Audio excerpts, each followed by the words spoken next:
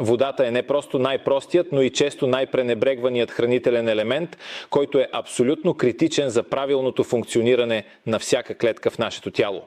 Един млад тийнейджър може да отиде на своята следобедна тренировка напълно убеден, че е физически готов за натоварване, но е достатъчно само един обикновен следобед в училище, прекаран без прием на достатъчно течности, за да се компрометира сериозно неговата способност за концентрация, физическа издръжливост и последващо възстановяване. Човешкото тяло постоянно губи вода чрез естествени процеси като дишане, движение и особено интензивно по време на тежки тренировки, когато терморегулацията е подложена на изпитание.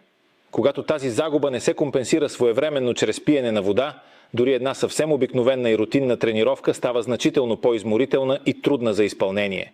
Времето за реакция на нервната система се забавя осезаемо, мускулите и сърцето се уморяват много по-бързо от обичайното, а рискът от поява на силно главоболие и рязък спад на вниманието се увеличава многократно. Ето защо правилната хидратация не трябва да се разглежда като малък детайл, а като неразделна и фундаментална част от цялостната спортна подготовка. Всеки добре хидратиран спортист винаги е по-ефективен, по-фокусиран и по-успешен спортист в дългосрочен план.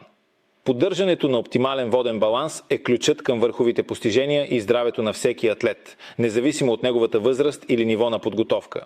Човешкото тяло непрекъснато и изключително прецизно регулира нивата на собствените си вътрешни течности, за да може успешно да поддържа телесната температура, правилното кръвообращение и оптималната мускулна функция. Когато околната температура се повиши значително, било то по време на интензивна физическа активност, в гореща външна среда или дори само в претъпкана с затворени прозорци зала, се увеличава процеса на изпотяване, който всъщност представлява основният биологичен механизъм за ефективно разсейване на излишната топлина.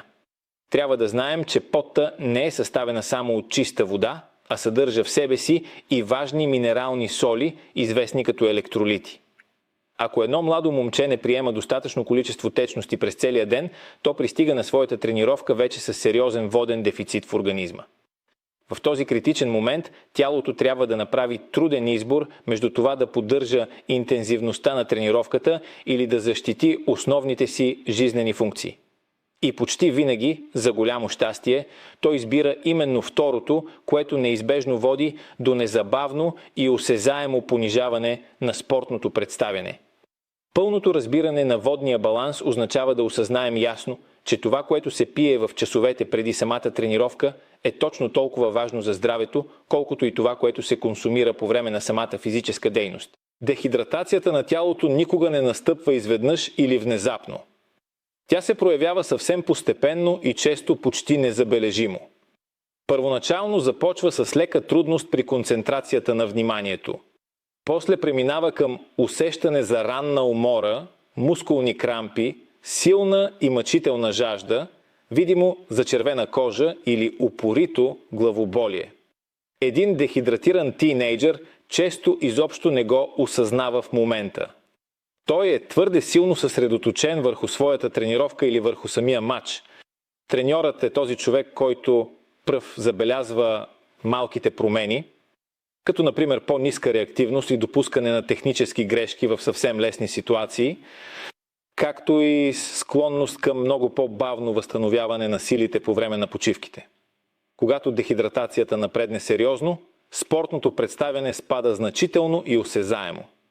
Сърдечната честота се повишава много повече от обикновено.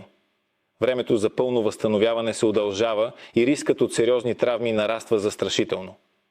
Понякога най-простият и ясен сигнал е именно цветът на урината.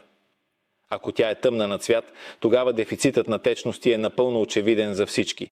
Много професионални спортисти и любители на активния начин на живот често се сещат да пият вода едва в момента, когато усетят силна жажда. Но е важно да се знае, че жаждата всъщност е доста закъснял сигнал от организма. Тя обикновено се появява едва тогава, когато тялото вече изпитва сериозен недостиг на течности и е започнало да се дехидратира. Ефективната и правилна хидратация трябва да започне още часове преди самата тренировка, за да има време организмът да усвои водата. Редовното пиене на малки глътки вода през целия ден помага на всеки атлет да пристъпи към своята тренировъчна програма напълно подготвен и енергичен. по време на самата тренировка, особено ако тя е интензивна и продължава повече от 1 час, е изключително полезно да се пие вода на редовни и предварително определени интервали. В тези моменти не са необходими прекалено големи количества течност наведнъж, тъй като няколко чести и малки глътки са доказано най-добрата стратегия за поддържане на баланса. След приключване на физическата активност, пълното възстановяване на всички изгубени течности е жизнено важна част от цялостния възстановителен процес на мускулите и нервната система. Изпиването на една обикновена чаша чиста вода веднага след края на тренировката може да направи огромна разлика в общото усещане за умора през вечерта и в нивото на свежест и тонус на следващия ден. Много съвременни младежи погрешно смятат, че за да се хидратират качествено по време на своята физическа активност, винаги са им абсолютно необходими специални енергийни напитки или хранителни добавки. В действителност, в по-голямата част от случаите, чистата питейна вода е напълно и изцяло достатъчна за нуждите на организма. Напитките, съдържащи добавени захари и различни минерални соли, могат да бъдат наистина полезни само в някои много специфични ситуации. Например, при изключително интензивни тренировки, които продължават без прекъсване повече от час и половина, при извършване на дейности под въздействието на екстремна жега или по време на спортни турнири с чести и последователни мачове. Когато тези продукти се използват по правилния и уместен начин, те помагат ефективно за възстановяване на изразходваната енергия и загубените минерални соли.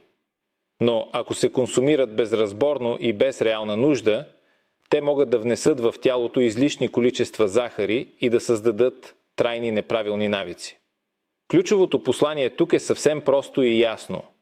Водата винаги е основната база за здравето. Всичко останало трябва внимателно да се преценява според конкретния контекст и нужди, а не да се избира автоматично и без мисъл. Треньорът по спорт не е длъжен буквално да измерва всеки изпит литър вода от своите млади възпитаници, но той определено има силата да създаде една подкрепяща среда, която активно ги насърчава да пият течности редовно и осъзнато. Едно просто напомняне непосредствено преди началото на всяка тренировка, въвеждането на добре структурирана и задължителна водна пауза, както и личният пример на самия наставник винаги да носи своята собствена бутилка.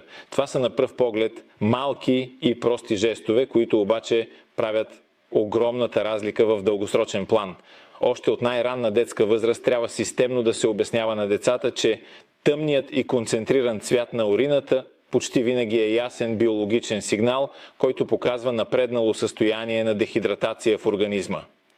Внимателното и постоянно наблюдение на поведението на младите спортисти по време на заниманията също може да бъде изключително полезно за превенцията.